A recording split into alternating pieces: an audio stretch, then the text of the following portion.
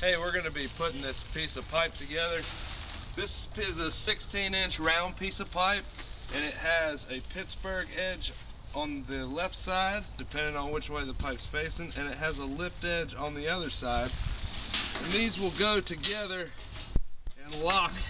They're self-locking pipe.